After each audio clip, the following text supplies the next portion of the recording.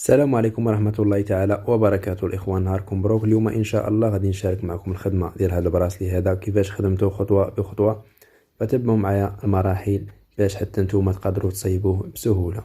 كما كنشوفوا هذا البراسلي هذا فكنحتاجوا العقيق في الكري، وكنحتاجوا العقيق في القرونة، وكنحتاجوا القيطان في الكري.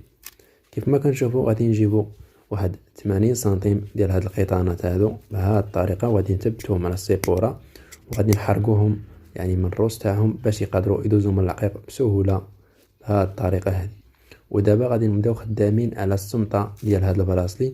فغادي نخدموا واحد القدر ديال السمطه، يعني كل جوج عقيقات مع بعضياتهم بهذه الطريقه. القطع اللي كيكون يعني في اليمين يدوز لليسار، وديال اليسار يدوز لليمين كذلك.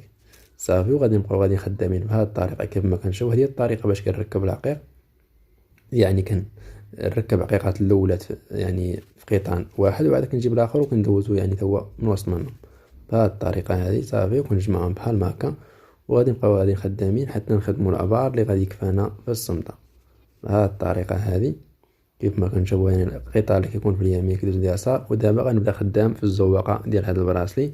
فغادي نبدا بحال ما هكا، غادي ندير جات في القرونه في الجناب، وحده بالكري في الوسط، وغنبقى غادي خدام بهذه الطريقه. بحال دابا درت 3، فغادي ندير 4. دائما دوك اللي في الجناب كنديرهم في القرونه ديال اليمين وديال اليسار، وفي الوسط كيبقاو غاديين بالكري.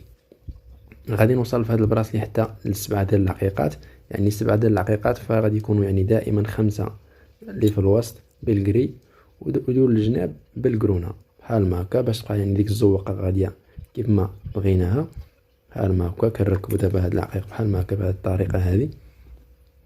صافي، شي ملي كنركب دابا العقيق كله في واحد القيطان، عاد كنبدا دابا كندوز للقيطان الاخر حتى هو كذلك بهاد الطريقه هذه. بالنسبه للناس يسولوني على حساب كيفاش يعني يدوزوا هاد القيطانات من وسط من العقيق، فراه هي الطريقه باش كنركب حتى انا.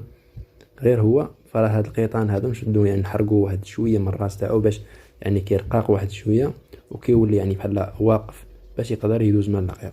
اما بالنسبه للبرا ما غاديش تخدم لينا في هذا القيطان هذا باش ندوزوه من وسط من هذا العقيق، لان هذا العقيق يعني ما يعني الثقب ديالو ما واسعش بزاف، يعني ضيق شويه، فخص يدوز غير القيطان. ولكن